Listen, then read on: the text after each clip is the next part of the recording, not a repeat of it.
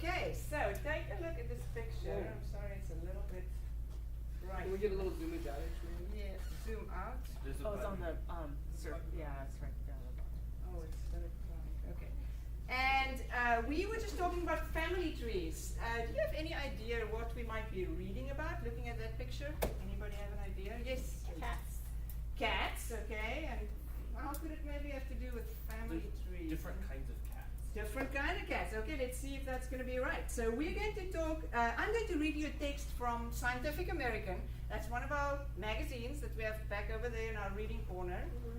And we have been talking about strategies of good readers. And so I am going to model to you today again what I'm thinking as I'm reading, because good readers think all the time as they read.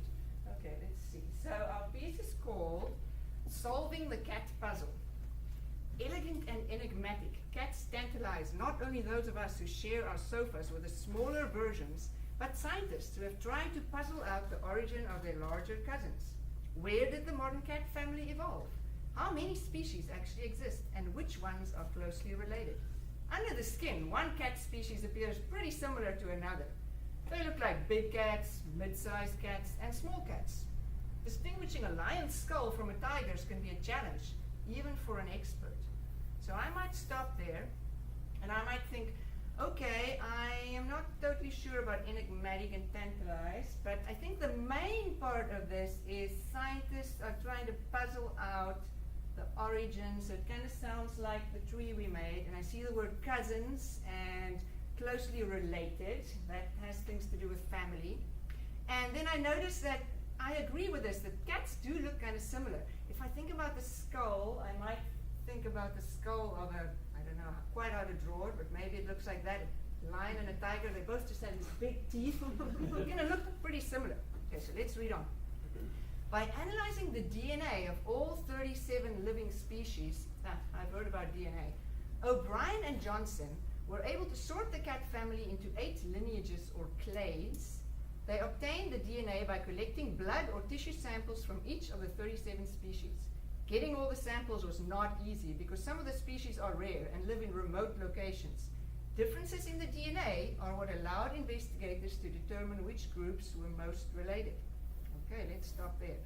So, let's see. So somehow they didn't really use how the cats look to sort them into groups, like the skulls. They used differences in the DNA. I have no idea how, and I'm going to make myself a note, something that I might want to try to find out later. I noticed that there were 37 species. Whoa! So I can think of maybe cheetahs, lions, my cat called Rosie.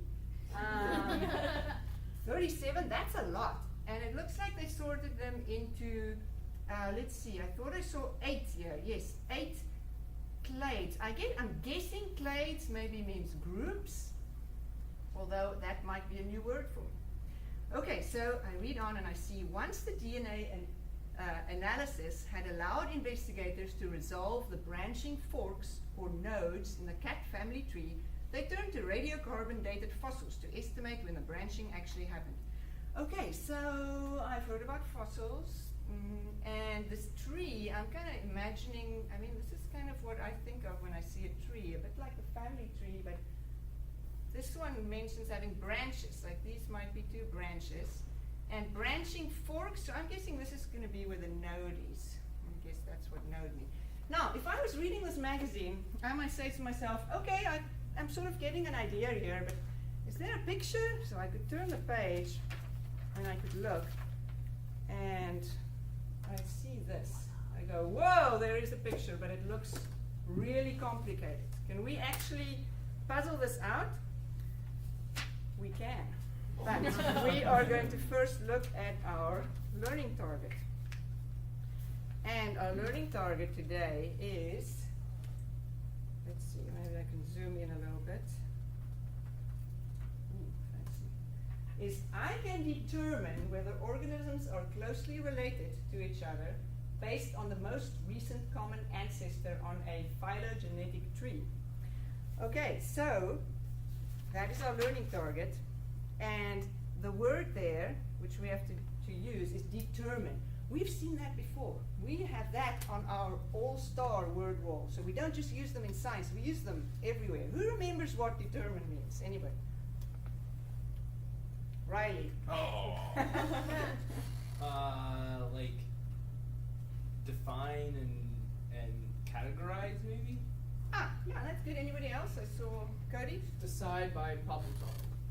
Yeah, I think that's a great definition. So something I thought was maybe just figure out or find out, define. And not just figure out from nothing, maybe figure out by looking at something, right? By investigating facts, or in this case, maybe figure out by looking at the tree diagram. We're going to figure things out from the tree. So that is what we're going to do. So we want to figure things out from the tree in our learning target. But we can't really talk about this tree if we don't know any of the words. We need words to talk about it. So let's define a few more vocabulary words. And the first one from our learning target is organism. What's an organism? This is also a word we've seen before. Daniel. An animal.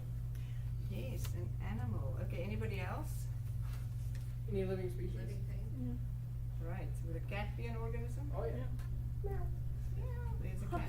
Yes, so pretty much anything that is alive is an organism. Very good. Okay, so now we get to an exciting one, which I think is new to most of you, phylogenetic tree. So let's break that down a little bit. So that comes from the word phylogeny. So, try to say it. Phylogeny. That's great, phylogeny. And phylogeny comes from the word phylon. Yep. And phylon, but you see how we're breaking it down? It's not that hard when we break it down. Phylon actually means tribe from Greek. And then geny means origin or production.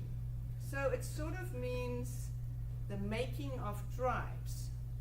And in biology, that would mean the history of organisms. So you can kind of see here I've got my family tree as the history of sort of my little tribe of my family. And the tree of cats would be the history of how we got different species of cats. Okay, so the next word we're at is ancestor. So let's go back to the tree here and look at this again. Here I am, me. Who are my ancestors? Anybody? Where are my ancestors on this tree? Anybody above you? All the people in line up above you. Anybody up here above? Okay, what about my uncle? Is that my ancestor? It's not the straight They're line. not? Okay, so Lyra is saying, and others too, that I need to follow the branches up to find my ancestors. That's pretty important. So what about this brother? This is my older brother. His name is Chris. What about him and me? Do we share ancestors? Yes. Okay, because we can follow the branches up, and here are our ancestors. Now, what about my cousin and me? Do we share ancestors? Yes. How would we find them? Anybody want to come and show me how we would find the ancestor by following the branches? John.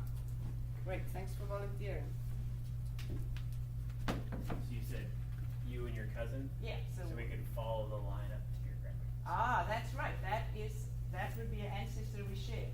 So now, if we were to look at this family tree and say, am I more closely related to my brother or to my cousin? Now, I know you know the answer, but if we follow the branches, we could go, well, me and my brother, we share an ancestor right here, our parents, but me and my cousin have to go all the way up here to find our ancestor. And because me and my brother we share a more recent common ancestor. So the ancestor that is the same for both of us is not as long ago in time as this ancestor that I share with my cousin.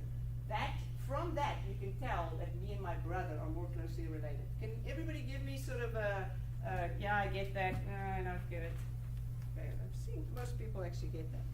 Okay, great. So we are actually ready to go back to this tree and look at it some more. How much time do I have? About half a minute. Half a minute. Mhm. Okay, so therefore we are just going to get a really, and I'll tell you where we were going to go with this. The big difference between this tree and the family tree is that if you look at the bottom of this tree, here, let's see, my mom was 23 when she had me, and here we're talking at the bottom about millions of years. Okay, so this tree is talking about a lot more time. You can just, should I cut off? Yeah.